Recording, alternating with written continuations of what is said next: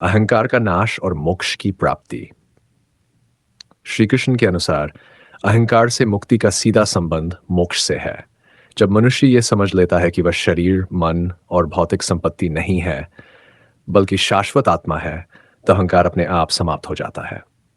गीता के श्लोक इस सच्चाई को बार बार दोहराते हैं। मम मद्भक्तो मां नमस्कुरु, मेरे भक्त बनो और मुझे नमस्कार करो। अहंकार को त्यागने का सबसे सरल उपाय है भगवान के प्रति पूर्ण समर्पण। समर्पण का भाव हमें हमारी सीमाओं का एहसास कराता है और ये दिखाता है कि हम केवल ईश्वर की योजना के अंग हैं। निमित्त मात्र भम भव सव्यसाचिन। हे अर्जुन, तुम केवल निमित्त मात्र हो। ये श्लोक बताता है कि व्यक्ति को कर्ता होने का अहंकार छोड़ देना चाहिए। जो भी होता है वह ईश्वर की इच्छा और शक्ति से होता है। जीवन में अहंकार के त्याग का महत्व, सच्ची शांति की प्राप्ति। अहंकार हमारे जीवन में बेचैनी और अशांति का कारण बनता है। जब हम इसे त्याग देते हैं तो हमारे भीतर शांति और स्थिरता का भाव जागृत होता है। संबंधों में सुधार। अहंकार अक्सर रिश्तों में तनाव और कलह का कारण बनता है। जब व्यक्ति अहंकार छोड़ देता है तो वह विनम्रता और सहानुभूति के साथ दूसरों के प्रति व्यवहार करता है। आध्यात्मिक उन्नति। अहंकार आत्मा और परमात्मा के बीच बाधा उत्पन्न करता है। इसके त्याग से व्यक्ति आध्यात्मिक ज्ञान और ईश्वर की कृपा प्राप्त करता है। सच्चे कर्तव्य का बोध।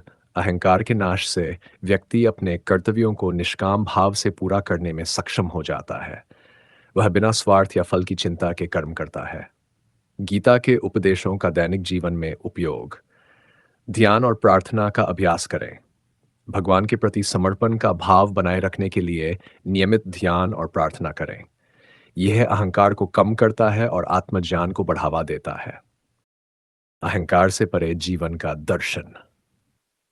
गीता में अहंकार का त्याग केवल एक आध्यात्मिक निर्देश नहीं है, बल्कि यह जीवन के हर पहलू में व्यावहारिक उपयोगिता भी प्रदान करता है। श्री कृष्ण ने अर्जुन को यह स्पष्ट रूप से बताया कि अहंकार का त्याग मनुष्य को एक ऐसा जीवन जीने में सक्षम बनाता है जो न केवल व्यक्तिगत शांति और संतुष्टि प्रदान करता है, बल्कि समाज में सामंजस्य और सेवा की भावना को भी बढ़ावा देता है। अहंकार और भक्ति का संबंध। भगवान से जुड़ाव। अहंकार के नाश के बाद मनुष्य भगवान सच्चे रिश्ते को पहचानने में सक्षम हो जाता है। वह यह समझता है कि वह केवल एक माध्यम है और भगवान ही सभी कार्यों के करता है। यो माँ पश्यति सर्वत्र समय पश्यति। जो मुझे हर जगह देखता है और हर चीज में मुझे देखता है, वह मुझसे कभी अलग नहीं होता।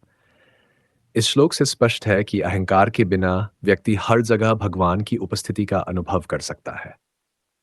भक्ति की शुद्धता। अहंकार भक्ति को दूषित करता है। जब व्यक्ति भक्ति में अपनी उपलब्धियों या क्षमताओं का गर्व करता है तो वह भक्ति की शुद्धता को खो देता है। अहंकार के नाश के बाद भक्ति निस्वार्थ और शुद्ध हो जाती है। अहंकार मुक्त जीवन के गुण। संतोष और आनंद। अहंकार का त्याग व्यक्ति को सच्चे संतोष और आंतरिक आनंद का अनुभव कराता है। वह बाहरी चीजों पर निर्भर रहने के बजाय आत्मा के भीतर आनंद को खोजता है। सेवा भाव का जागरण। अहंकार रहित व्यक्ति दूसरों की सेवा को भगवान की सेवा के रूप में देखता है। वह बिना किसी स्वार्थ या अपेक्षा के दूसरों की मदद करता है। समानता का भाव। अहंकार रहित व्यक्ति हर जीव को समान दृष्टि से देखता है। वह जानता है कि सभी आत्माएं एक ही दिव्य स्रोत से आई हैं। ध्यान और योग का अभ्यास। ध्यान और योग व्यक्ति को अपने भीतर के साक्षी भाव का अनुभव कराते हैं। यह अहंकार के विचारों को नियंत्रित करने में सहायक होता है। क्षमा और दया का विकास। अहंकार रहित व्यक्ति दूसरों की गलतियों को क्षमा करता है और उनके प्रति दया का भाव रखता है। जीवन को भगवान की इच्छा मानना। जीवन में जो भी होता है उसे भगवान की इच्छा मानकर स्वीकार करना अहंकार को नष्ट करता है। सांसारिक वस्तुओं से अनासक्ति।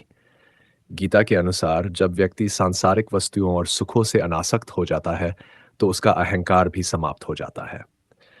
गीता के 22वें अध्याय में श्री कृष्ण अर्जुन को निर्देश देते हैं कि अहंकार का पूर्ण त्याग करके भगवान की शरण में आ जाना चाहिए।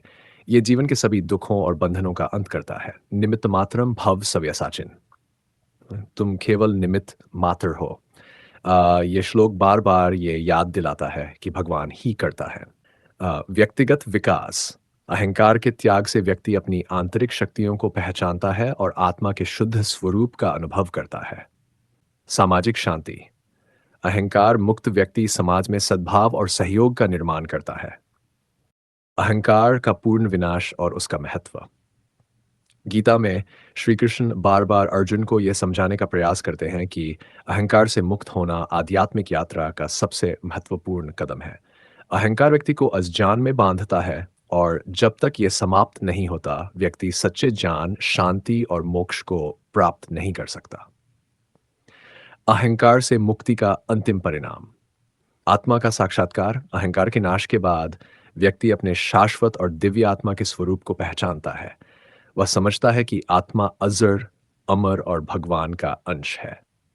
ब्रह्मभूत प्रसन्नात्मा न शोचती न कांक्षती। जो ब्रह्म में स्थित है वह प्रसन्नचित्त रहता है, शोक और इच्छाओं से परे हो जाता है। भौतिक जीवन में संतुलन। अहंकार के बिना व्यक्ति संसार के सभी कार्यों को भगवान की सेवा के रूप में देखता है। मोक्ष की प्राप्ति। गीता के अनुसार मोक्ष तब प्राप्त होता है जब व्यक्ति अहंकार, ममता और मोह के बंधनों से पूर्णतः मुक्त हो जाता है। यह भगवान के प्रति समर्पण और आत्मज्ञान से संभव है। अहंकार का विनाश। श्री कृष्ण का अर्जुन को निर्देश। श्री कृष्ण ने अर्जुन को सिखाया कि अहंकार के नाश के लिए अपने आप को भगवान की शक्ति के प्रति समर्पित करना सबसे महत्वपूर्ण है। भगवान को कर्ता मानना। ईश्वर सर्वभूताना हृदयेषु तिष्ठति। भगवान सभी प्राणियों के हृदय में स्थित है और उन्हें संचालित करते हैं। अहंकार के नाश के लिए यह समझना जरूरी है कि भगवान ही सच्चे कर्ता है और हम केवल उनके निमित्त मात्र हैं। परिणामों से आसक्ति त्यागना। योगस्थ कुरु कर्माणि संगं त्यक्त्वा धनंजय। हे धनंजय, योग में स्थित होकर आसक्ति छोड़कर कर्म करो। जब व्यक्ति फल की ही चिंता और आसक्ति से मुक्त होकर अपने कर्तव्यों का पालन करता है तब अहंकार का अंत होता है। स्वयं को आत्मा के रूप में पहचानना।